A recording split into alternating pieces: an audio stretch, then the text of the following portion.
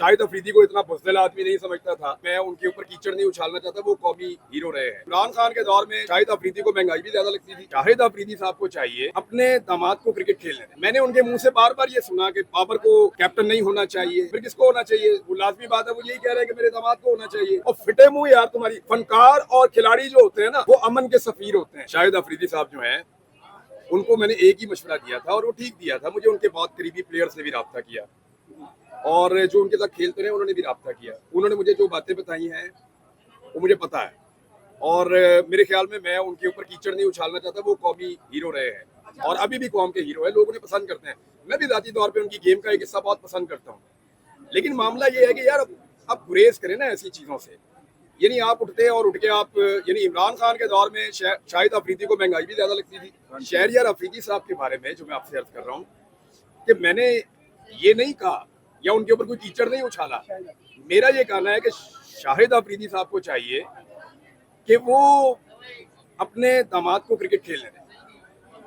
मैंने उनके मुंह से बार बार ये सुना कि बाबर को कैप्टन नहीं होना चाहिए, तो फिर किसको होना चाहिए? वो लाजमी बात है, वो यही कह रहे हैं कि मेरे दामाद को होना चाहिए। नहीं, बाबर को चाहिए था कि शाहीन के अंडर खेल लेता। मैं क्यों खेल लेता हुआ?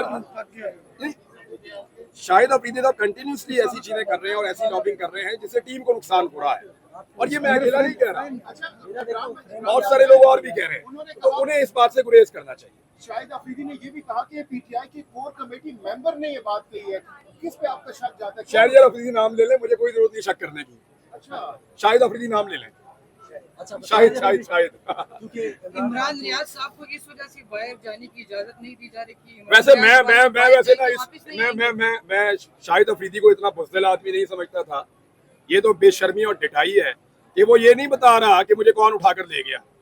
वो ये नहीं बता रहा कि किसने शाहिद अफरीदी, शाहिद कह रहा हूँ ना, उसको उठा के ले गया। शाहिद अफरीदी ये नहीं बता रहा कि मुझे कौन उठाकर ले गया। ये मुजम्मत नहीं कर रहा कि एक आदमी को तुमने गैर कानूनी तौर पे उठाया और उठा के टॉर्चर किया। ये मुजम्मत नहीं कर रहा कि उस आदमी की तुमने 142 दिन में हालत क्या कर दी। वो ये कह रहा है कि जी मुझे पता चला कि ये जब से वापस आया ठीक नहीं है। और फिटे मुंह यार तुम्हारी।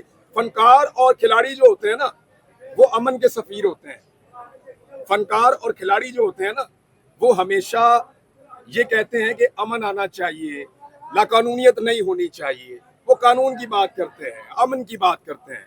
ये कैसे लोग हैं? ये तो जस्टिफाई कर रहे हैं उस चीज को।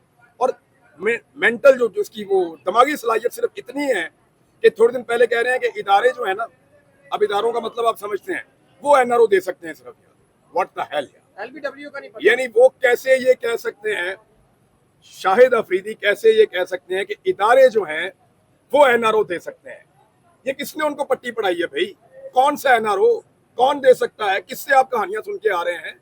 मेरे ख्याल में उन्हें चाहिए कि वो गुरेज करें इन चीजों। देखें, जिस वक्त शाहिद अफरीदी मेरे पे ये ब्लेम कर रहा था ना, ये वाला कि मैं को मेंटली डिस्टर्ब हूँ, उसको कहा है, उस वक्त मैं उसको वो गजा वाले मामले में उसको मैं डिफेंड कर रहा था। जो बात ठीक है वो ठीक है, जो गलत है वो गलत है। अगर तो सियासत करनी है शाहिद अफरीदी ने तो वो खुलकर करे ना।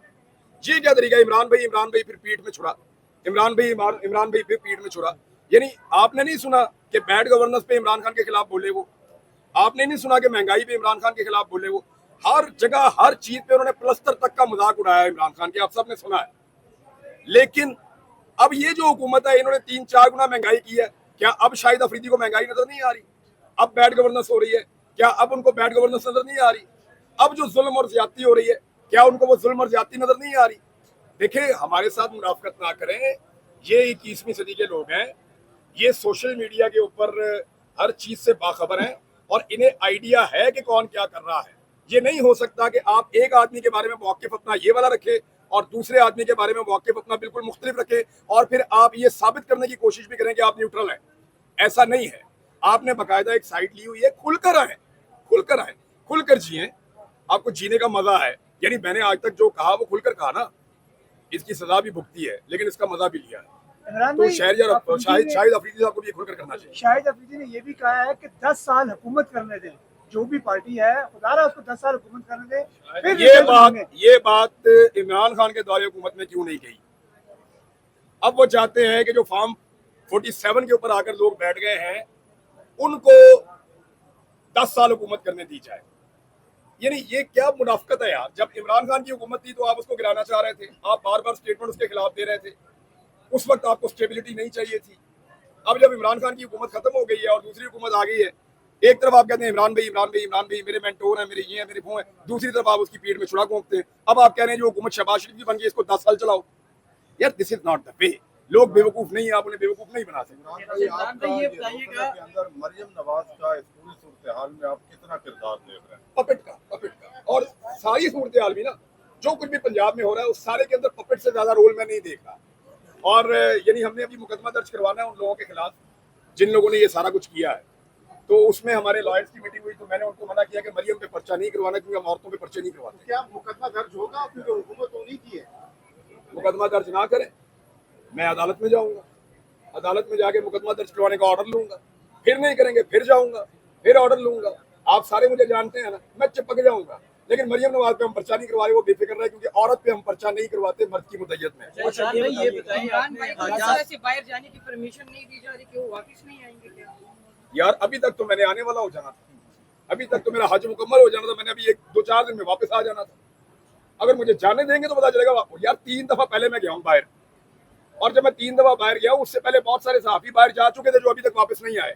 मैं उन 3 दफा वापस आया हूँ, तो अब चौथी दफा मैं क्यों नहीं आऊंगा? सवाल ये है कि क्यों हज से रोकना, ये जिद है।